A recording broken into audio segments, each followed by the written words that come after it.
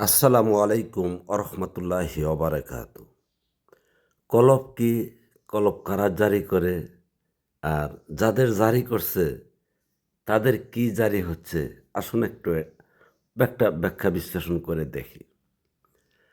কলব বা কালব, এটা কোরআনের যা আরবি শব্দ। তো এই কালব কথাটার বাংলা মানে কি আগে জানা প্রয়োজন। এই পাগল ফকিররা বা ফির ফকিররা এই কাল্প কথাটারে সামনে রেখে যা যাকে যেভাবে মগজদোলায় দিতে পারছেন সেভাবে দিচ্ছেন। আসলে কাল্প কথাটার বাংলা অর্থ হলো মন, হৃদয় কিংবা অন্তর। এখন আপনি বিচার করুন, আপনার মন এই ফিরগুলোরা কিভাবে জারি করে দেন, কি জারি করে দেন। আপনার মনে যদি না থাকেন, আপনার মন জারি যদি না থাকেন, জারি মানে হলো খোলা। আপনার এই মনটা যদি খোলাই না থাকে, তাহলে আপনি জিন্দেগি করতেছেন কি করে? আপনার আবেগ, ইমোশন, প্রেম, ভালোবাসা সকল কিছুই তো আপনার আছে। তাহলে ফিরে আবার কি জারি করে দিচ্ছেন? তো এই কল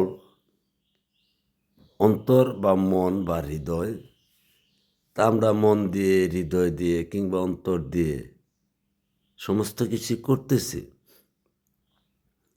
তো যে ফিরে যখন যারা বিশ্বাস করতেছেন আপনার কাল্ব জারি করছে, এটা যদি আপনি বাংলা ভাষা বুঝেন তাহলে নিশ্চিত হলেন যে আপনার মন, তো আপনার মন কি জারি করছেন আর জারি করায় কি হয়েছেন, তার কোনো উত্তর কেউ দিতে পারবেন না।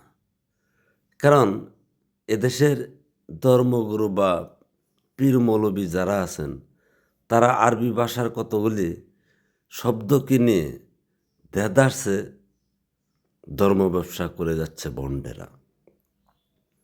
তাই এই ধর্মীয় চর্চা থেকে মানুষ জ্ঞান বিজ্ঞানের যেমন উন্নতি হচ্ছে না, তেমনইভাবে যে যা মনে চাচ্ছে তাই করছে এবং করাচ্ছে। কারণ মানুষ অজ্ঞ, আল্লাহকে চিনা। তো এই কলবের নামে আল্লাহকে কি চেনাচ্ছে? ডাইরেক্টলি ধরেন, আল্লাহ অতি প্রেমময় সত্তা, যা আপনি চিনলে এই হৃদয় দিয়ে এই প্রেম করতে পারেন বা ভালোবাসতে পারেন।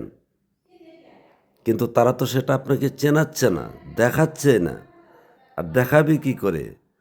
তারাই চেনে না।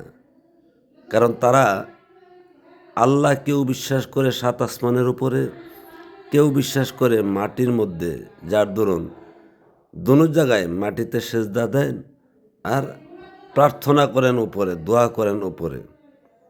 তেমনি পীরগুরু এবং পীরগুরুর অনুসারীদের অবস্থা।